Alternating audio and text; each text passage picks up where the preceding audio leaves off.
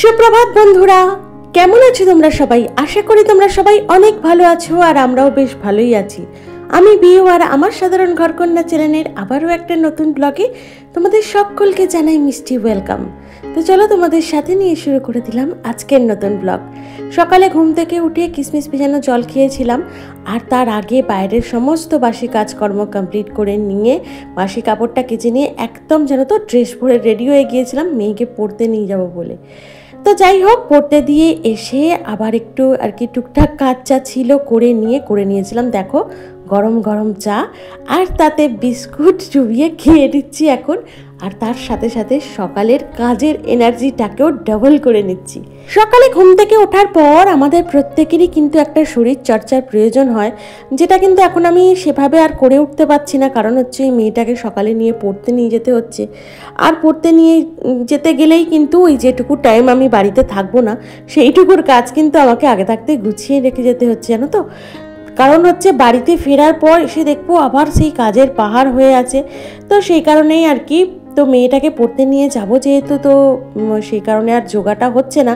ওই ঘুম থেকে উঠেই আর কি একটু ব্রিদিং এক্সারসাইজটা করে নিচ্ছি। তো ওটাই করে নিয়ে তারপর ফ্রেশ হয়ে বেরিয়ে পড়ছি মেয়েটাকে নিয়ে। আর এখন দেখলেই তো চাটা খেয়ে নিয়ে এনার্জি ডাবল করে নিয়ে লেগে পড়েছি কাজে। আর প্রথমেই এই ঘরটা পরিষ্কার করে নিচ্ছি, তারপর উপরের ঘরটা পরিষ্কার করব। আর ওই ঘরটায় এখনও মা শুয়ে আছে, জানো তো। তো সেই কারণে ওই ঘরটার পরিষ্কার এখন এই মুহূর্তে করতে পারছি না, তবে এই ঘরগুলো পরিষ্কার পরিচ্ছন্ন করতে করতেই কিন্তু উঠে পড়বে। আর এখন যা গরম পড়েছে, এই কটা দিন যা গরম পড়েছে, অতটা রোদের তেজ না থাকলেও কিন্তু এতটা পরিমাণে গুমোট একটা গরম, মানে সব সময়ের জন্য যেন একটা গলদঘর্ম অবস্থা হয়ে থাকছে। সব সময় দেখছি গা হাত পা যেন সেই কেমন একটা ভিজে ভিজে মতো হয়ে থাকছে। আর প্রচণ্ড পরিমাণে ঘাম হচ্ছে, এতটা পরিমাণে ঘাম হচ্ছে যে কিছুক্ষণ পর কিন্তু আমাদের প্রত্যেকের মধ্যেই কিন্তু একটা ক্লান্তি ভাব চলে আসছে। তো সেই কারণেই না মাঝে মধ্যে একটু নুন চিনির জল করে আমাদের প্রত্যেকেরই মাঝে মধ্যে খাওয়া উচিত। কারণ এই যে ঘামের সাথে আমাদের শরীরের যে একটা লবণ সেটা বেরিয়ে যাচ্ছে, সেটাকে কিন্তু আবার সেই জায়গায় ফিরিয়ে আনা উচিত। সেই কারণে না আমি কাজও করছি, আবার মাঝে মধ্যে একটু নুন চিনির জল করেও খেয়ে নিচ্ছি।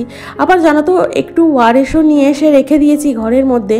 নুন চিনির জল তো খাওয়াই হচ্ছে সব সময়, কিন্তু ওই ওআরএসটাও মাঝে মাঝে গুলে খাচ্ছি।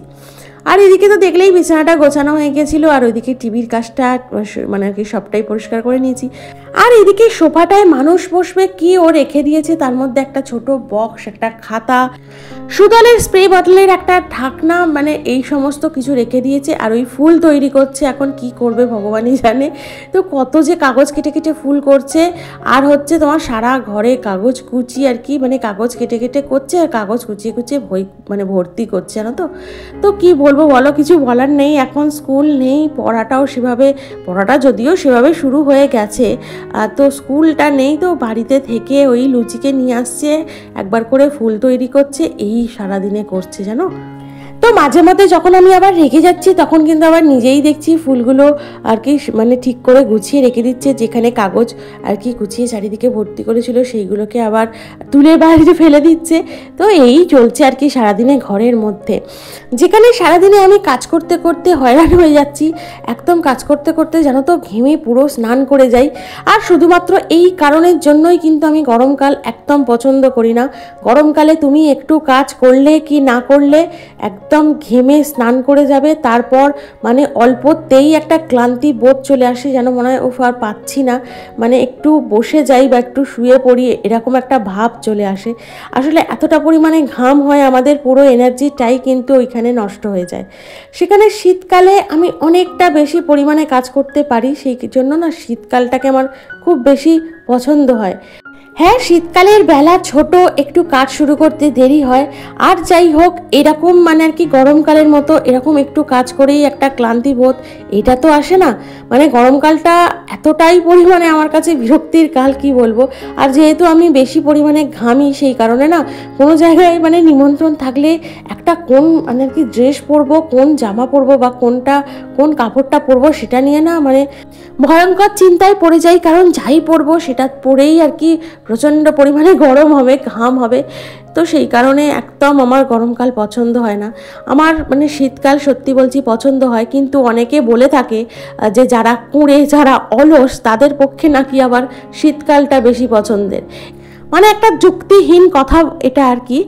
তো আমার তো মনে হয় যে শীতকালে যতটা পরিমাণে আমি কাজ করতে পারি, গরমকালে এসে কিন্তু একটু কাজ করার পর অনেকটা ক্লান্তি চলে আসে। যাই হোক, শীত গরম গরম শীত এই নিয়ে কিন্তু তর্ক করে কোনো লাভ নেই, কারণ আমরা হচ্ছি হাউস ওয়াইফ। আমাদের শীত পড়লেও কাজ করতে হবে, অতিরিক্ত গরম পড়লেও কাজ করতে হবে, আবার অতিরিক্ত বৃষ্টির মধ্যেও আমাদের কাজটা করতে হবে। যাই মানে আর কি মরশুম আসুক না কেন, আমাদের ঘরের কাজ কিন্তু সমান তালে করে যেতেই হবে।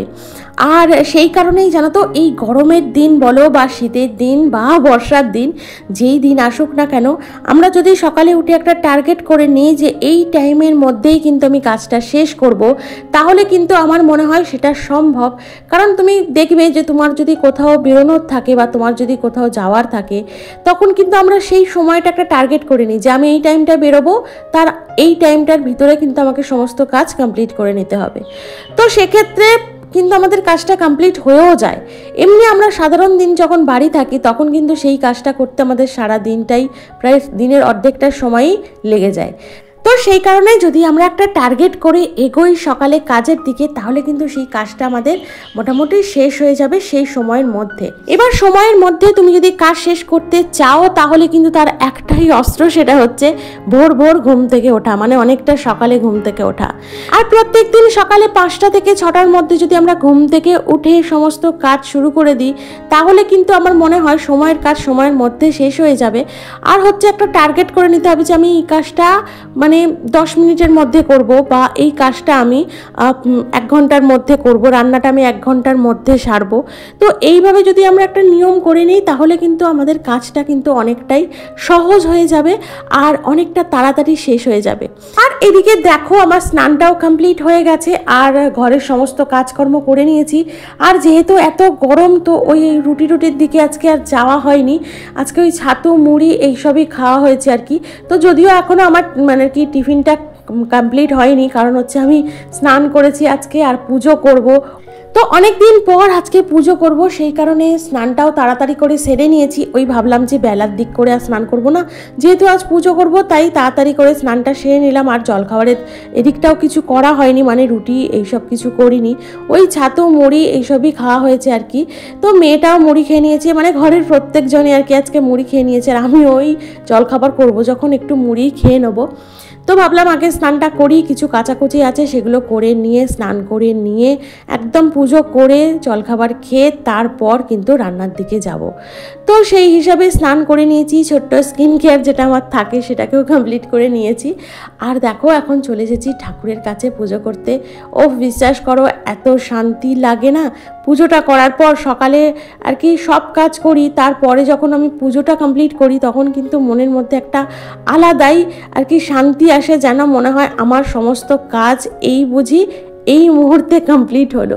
যতক্ষণ না পুজো না করি ততক্ষণ পর্যন্ত কিন্তু আমার মনটা কেমন একটা হয়ে থাকে। আর যেদিন স্নান করে উঠেই পুজোটা করে নিই, সেদিনকে কিন্তু মনটাও অনেকটা ভালো লাগে, জানো তো। আর এদিকে দেখো, পুজো টুজো করে নিয়ে জলখাবারটাও খেয়ে নিয়েছিলাম, মানে ওই 2টো মুড়ি জল দিয়ে ভিজিয়ে আর কি খেয়ে নিয়েছিলাম তাড়াতাড়ি করে। আর তারপরে ভাতটা করে নিয়েছি। আর এদিকে তো দেখো একটু ঝিঙে আলু পোস্ত করছি। আর এই প্রেশারের মধ্যে জানো তো একটু ওই বিউলির ডাল দিয়েছি, কারণ হচ্ছে মা অনেক দিন ধরে বলছিল যে একটু বিউলির ডাল করো। তো আজকে ভাবলাম একটু বিউলির ডাল, ঝিঙে আলু পোস্ত এই সমস্তই করবো আর কি। আর আজকে যেহেতু আবারও মানে সন্ধ্যার দিকে মেয়েকে নিয়ে পড়তে বেরোনোর আছে, সেটা হচ্ছে আমার বাড়ির থেকে অনেকটা দূরে। তো সেই কারণে ফিরতে ফিরতে রাত 10টার কাছাকাছি হয়ে যায় প্রত্যেক দিনই। তো সেই জন্য ভাবলাম যে ওবেলার তরকারিটাও করে রাখবো। তো এই পোস্ত তরকারি করেছি, একটু বিউলির ডাল করব। আর রাতে ডিনারের জন্য ভাবছি একটু দই পটল করে রেখে দেবো, কারণ কি বলতো, বাড়ি এসে ঝপ করে রুটিটা করেই কিন্তু আমি সবাইকে খেতে দিয়ে দিতে পারবো। আর না হলে 10টার সময় এসে যদি আবার তরকারি করতে যাই, তাহলে কিন্তু অনেকটা রাত্রি হয়ে যায়। তো সেই কারণে না আমি চেষ্টা করি যে বার আমি মেয়েটাকে নিয়ে পড়তে যাই, মানে সন্ধ্যার দিকে আর ফিরতে দেরি হবে। তো সেই কারণে সেই দিনগুলো না চেষ্টা করি একটুখানি মানে তরকারি করে রাখার রাতের দিকে। যেদিনকে সম্ভব হয় করে রাখি, যেদিনকে সম্ভব হয় না সেদিন আবার কি করব, করার নেই, রাতে এসেই করতে হয়। আর এদিকে দেখো বললাম না যে দই পটল করবো, তো পটলটাকে আগে ভালোভাবে ভেজে নিচ্ছি, খোলা ছাড়িয়ে ভালো করে একটু নুন আর হলুদ মাখিয়ে রেখে দিয়েছিলাম, তারপর তেলে একটু ভালো করে ভেজে নিচ্ছি। আর তারপর এর মধ্যে কিছুই নয়, দিয়ে নেবো আদা রসুন একটু পেঁয়াজ মিক্সিতে পেস্ট করে সেটা আর কি এর মধ্যে দিয়ে বেশ ভালো করে কষিয়ে নেব। কষিয়ে নিয়ে কিন্তু ওই লঙ্কা হলুদ নুন সেটা তো দিতেই হবে, তো দিয়ে আর কি তরকারিটা কমপ্লিট করব। আর নামানোর কিছুক্ষণ আগে দিয়ে নেব টক দই।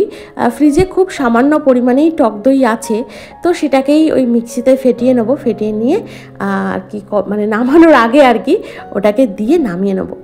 আর এই গরমের মধ্যে দই পটল কিন্তু বেশ ভালো লাগে জানো তো। দই দিয়ে আলুর দম করলেও বেশ ভালো লাগে, দই দিয়ে পটল রান্না করলে, ফুলকপি রান্না করলে আর কি ভালো লাগে।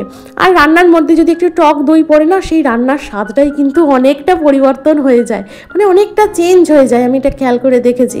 আর তার মধ্যে যদি একটু ঘি গরম মশলা দেওয়া যায়, তো যাই হোক আমার তো এখন রান্নার মধ্যে ঘিটা দেওয়া প্রায় উঠেই গেছে, তো মাঝে মধ্যে একটু দিই। যখন মনের পাপি যে খাবারটা খায় না, সেই খাবারের মধ্যে মাঝে মধ্যে একটু ঘি দিই জানো তো।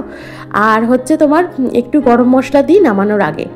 আর এখন দেখো আমার দই পটলটাও মোটামুটি কমপ্লিট হয়ে গেছে। আর দেখলেই তো দই দিয়ে দিয়েছিলাম, দই দিয়ে নিয়ে গ্যাসটা সিম করে বেশ ভালো করে নেড়ে চেড়ে আর একটু গরম মশলা দিয়ে নিলাম, ব্যাস আমার দই পটল ওবেলার জন্য কমপ্লিট। আর এখনকার মতো রান্নাটাও কমপ্লিট। আর গ্যাসটা চিমনিটা সমস্তটাই ভালো করে মোছামুছি করে পরিষ্কার করে নেবো। মানে রান্না করতে করতে ঘেমে একদম মানে পুরো গলদঘর্ম অবস্থা যেটাকে বলে, পুরো ঘেমে স্নান করে গেছি। মানে এরকমই হয় জানো তো, গ্যাসের সামনে এত প্রচণ্ড গরম লাগে। তো সেই কারণেই তখন বললাম না, আমাদের গৃহবধূদের কিন্তু ওই গরম হোক বা ঠান্ডা যাই হোক না কেন, আমাদের কাজটা কিন্তু সমান তালে করে যেতেই হবে। আর সেই কারণেই প্রয়োজন কিন্তু জানো তো আমাদের একটু সময়টাকে আর কি নিজের মতো করে কাজে লাগানো। মানে একটু সকাল সকাল ঘুম থেকে উঠে, একটু সকাল সকাল ঘুম থেকে উঠলেই কিন্তু আমাদের এই রান্না বান্না সমস্ত কাজ কিন্তু অনেকটা সকাল সকাল শেষ হয়ে যাবে। আর বিশেষ করে রান্নাটাকেও গরমের দিনে যদি একটু সকাল সকাল করে নেওয়া যায়, তাহলে আর এর মতো আর শান্তি আমার মনে হয় কিচ্ছু নেই। যাই হোক, দুপুরের লাঞ্চটা কমপ্লিট করে নিয়ে একটু রেস্ট নিয়ে দেখো চলে এসেছি ছাদে জামা কাপড়গুলো তুলে নিতে। আর যেখানে 2 থেকে 2:30 বাজতে না বাজতেই মাঠের ছেলেগুলো চলে আসে, এখন কিন্তু বাজে 4:45, মানে বেজে গেছে 4:45, তো এখনও পর্যন্ত মাঠ ফাঁকা। তো যাই হোক, ছাদের থেকে জামা কাপড়গুলো সমস্তটাই তুলে নিলাম। মানে এতটা পরিমাণে রোদ আর মানে কেমন একটা গুমোট গরম যে বাচ্চাগুলো পর্যন্ত মাঠে আসছে না আর কি রোদের জন্য। যেখানে তারাই 2-2:30 বাজতে না বাজতেই মাঠে চলে এসে এত উৎপাত করে, মাঝে মধ্যে আমি তো বকা দিই।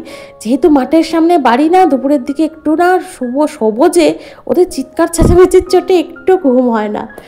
তো দেখো এদিকে মানে আর কি সমস্ত ঘরের কাজ কমপ্লিট করে রেখে আর আটাটাও মেখে ফ্রিজে রেখে দিয়েছিলাম।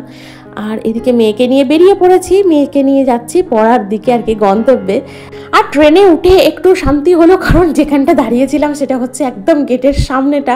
আর বাইরে দিক থেকে বেশ ভালো হাওয়া আসছিল, খুব মানে মনটা আর কি শান্তি হয়ে গেল বাইরের এই যে হাওয়াটা পেয়ে। যাই হোক, বাড়ি ফিরতে ফিরতে তো তোমাদের বলেই রাত 10টাই হয়ে যায়। তো এসে ওই মেয়ে তো আর দই পটল খাবে না, ওর তো খাওয়ার মধ্যে অনেক রকম, মানে এটা খাবো না, ওটা খাবো না, সেটা খাবো না।